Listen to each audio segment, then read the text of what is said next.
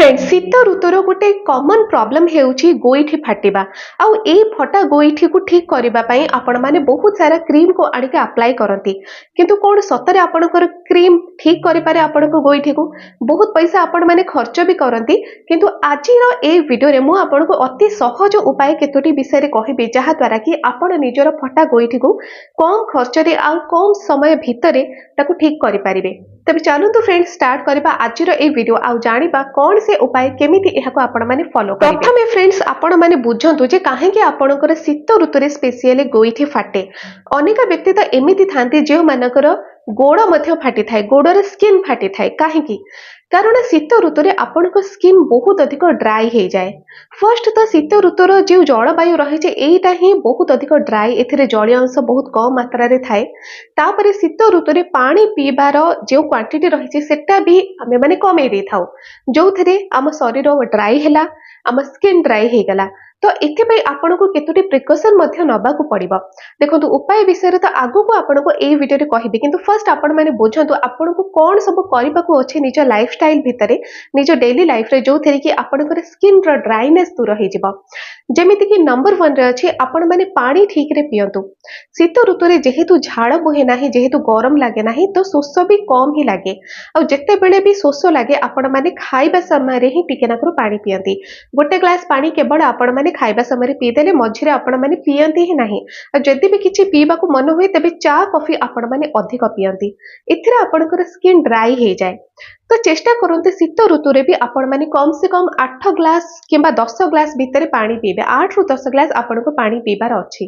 सेथिरे जदि आपण माने पइड पानी पिउचंती, जदि आपण माने फ्रूट जूस पिउचंती, जदि आपण माने आहुरी किछि निज बॉडी को हाइड्रेट रखिबा पई पिउचंती तेबे भी ठीक अछि। किंतु कम से कम नॉर्मल पानी जदि आपण पीबे तेबे 8 रु 10 ग्लास आपण माने नॉर्मल पानी पियंतु। खाइबार 10-15 मिनिट परे आपण माने गोटे ग्लास पानी पीबे। किंतु दिन सारा भी माने सकाळे 6टा किंबा 5टा रे जेतेबेले आपण माने उठुछंती, सकाळे उठिबा पाखरु आरंभ करी संध्या 5टा-6टा पर्यंत आपण माने 8 रु 10 ग्लास भितर पानी पियंतु। आउ एथिरे आपनको स्किन भी बहुत अधिक हाइड्रेट हेकि रहिबो, स्किन रो ड्राइनेस दूर हबो।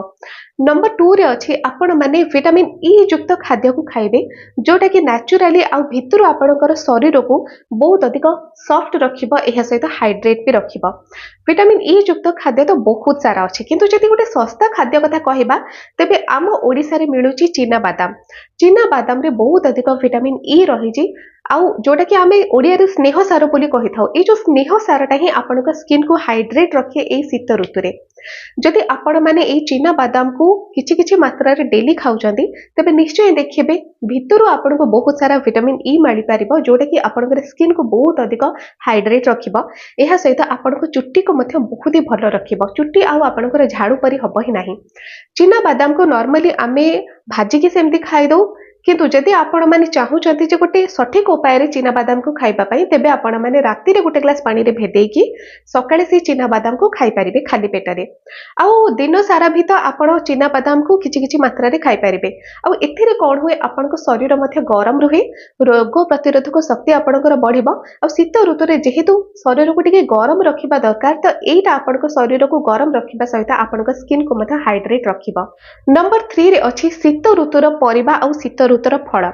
देखो शीत ऋतुर परिबा जहाँ भी मिलुची आपण निश्चय खाउथिबे मु जानिची, किंतु शीत ऋतुर फल जदि आमे कहिबा जेबे आम सराउंडिंग रे जहाँ सब फल मिलु, किंतु आम ओडिसा रे जे सब फल उत्पादन हेउची से सब को आपण माने शीत दिन रे खांतु। एथिरे कोन हुए फलटी आपनको फ्रेश मिलिला, तार विटामिन्स भी आपनको फ्रेश मिलिला, आउ एहा आपनको शरीर को मध्य बहुत अधिक एंटीऑक्सीडेंट दे परिबो, जोथि कि स्किन आपनकर एते अधिक आ फाटिबो ही नाही। तो देखा जाए जे शरीर रो अन्यान्य स्किन अपेक्षा गोइठीटा बहुत अधिक फाटे आ बहुत जल्दी फाटे। एमिति भी अनेक महिला माने अछंती जे मानकर कि समर सीजन रे भी गोइठी फाटी थिबार देखा जाए। तो गोइठी फटा पई आपनको अधिक किछि प्रिकॉशन नबाकू पड़िबो। देखो ये तो गला आपनको कितोटी खाद्य कथा कहिली, पानी भी सफिशिएंट पीबे, जोथि कि शरीर पूरा आपनकर हाइड्रेट ऑयली रहिबो, स्किन आपनकर ड्राई होबो नाही। आ गोइठी पई आपनको एक्स्ट्रा टिके काम करबाकू पड़िबो कोन, जेतेबेले आपण माने चालुचंती चेष्टा करिवे संध्या परे आपण माने सॉक्स पिंधि देबे। सॉक्स पिंधिले एतेटा मଳି धूଳି गोइठी रे लागे नाही, जोथि कि आपनकर गोइठी मଳି धूଳି न लागिबा द्वारा अधिक फाटिबो नाही। आ जेतेबेले आपण माने राती रे सोउचंती चेष्टा करिवे उषुम पानी किछि नहीं जेबे उषुम पानी किछि नबा परे सेथिरे टिके हल्का लूण आपण माने पकेदेबे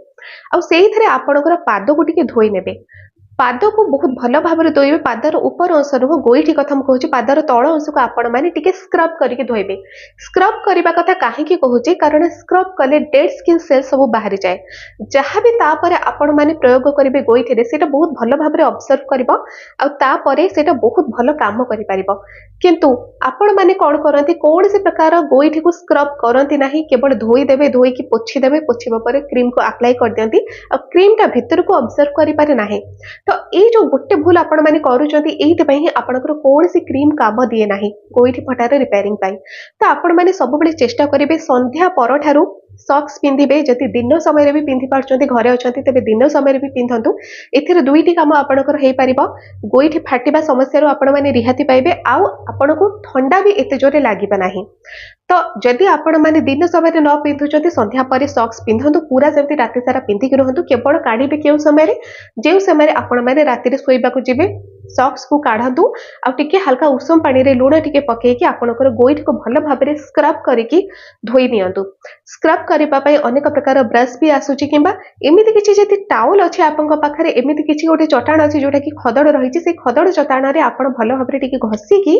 आपनकर गोईठी को भल भाबरे धोई दियंतु सफा ही गला तापर आपण माने गोईठी को भल भाबरे पोछि नियंतु आ गोटे सिंपल ग्लिसरीन आणतु ग्लिसरीन अति कम पैसा रे आपनको 20-30 टंका रे सब दुकान रे मिली जिवो स्टेशनरी दुकान रे भी आपनको मिली जिवो आपनको अनेक औषध दुकान रे भी मिली जिवो ग्लिसरीन प्राय अनेक दुकान मानक रे आपनको मिली जिवो नॉर्मली 20-30 टंका रे एटा अति कम पैसा रे मिली जाए गोटे बॉटल ग्लिसरीन आपनको 2 वर्ष पड़े जिवो आज्ञा हां जदि आपण माने एही उपाय रे आपनको गोईठी को सफा करके लगेबे तो कौन प्रकार दामी क्रीम किसी भी दरकार नहीं केवल गोटे 20-30 टंका देखिए आप ग्लिसरीन आणतु आउ जितेबाला सफा कर सारे भल कि पोछि सारे से ग्लिसरीन रो 2 टोपा नियंतु केवल 2 टोपा से 2 टोपा को भल भाव में पूरा पादरे आपण माने तली भागरे मालिश कर दियंतु मालिश करदेले तापर पुणी सॉक्स पिंधिदेवे इतिकी काम आपनको करिवार अछि सॉक्स पिंधियंतु आ पूरा राति सारा सेमती सुअंतु देखंतु 2 दिन रे ही आपनकर पाद फाटिबार जो समस्या रही पूरा भल हो पूरा सॉफ्ट हो आपनकर पाद आ जदि एई भली भाबरे नियमित आपण माने शीत ऋतु रे आपनकर गोईठीर केयर नेबे तबे निश्चय देखिबे खूब शीघ्र आपनकर फटा गोईठी भल हो दरज हबनी आ शीत ऋतु सारा आपण एहाकू व्यवहार करि परिबे शीत ऋतु सारा भी जदि ग्लिसरीन 2 टपा लेखाए आपण माने लगेबे सरीबो ही नाही गोटे सीजन सरी जिवो किंतु नेक्स्ट ईयर को भी पुणी सेई ग्लिसरीन टिके रहि जिवो तो फ्रेंड्स ये जो केतोटी प्रिकॉशन आपको कहली जदि ए उपाय को आपण माने फॉलो करेंगे निश्चय देखिए गोईठी फटा आपनकर 2 दिन रे ही भल हो जिवो किंतु फ्रेंड्स सब बेले चेष्टा करेंगे आपण माने गोईठी को धूली मणि ठारू टिके दूरे की रखिबे मन करंतु बाहर को आपण माने चाली की जाउचंती आपण माने सब बेले चप्पल रो व्यवहार करेंगे केबे हेले खोला चटाण रे आपण माने शीत ऋतु रे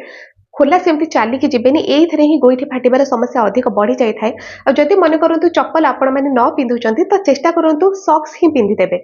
सॉक्स पिंधिले भी आपनको गोईठी सेमती सफा हेकी रहिला इथरा मळी धूली लागिबार नाही आ आपनकर गोईठी पूरा सॉफ्ट हेकी रहिबो क्लीन हेकी रहिबो एहा सहित गोईठी फाटिबार सब समस्या भी आपनकर दूर हे जिवो तबे फ्रेंड्स आजिर वीडियो रे गोटे अति सहज उपाय मु आपनको कहिली जोटा कि ग्लिसरीन आ केउ उपाय रे आपण माने एहाकू लगेबे से विषय रे भी कहिली जदि ए सब उपाय को आपण माने फॉलो करछंती देखिबे आपनको गोईठी फाटिबार समस्या तो दूर हबो एहा सहित जदि आपनकर फेस बहुत अधिक ड्राई हो जाउची आपनका हाथ बहुत अधिक ड्राई हो जाउची से समस्या भी आपनकर दूर हो जिवो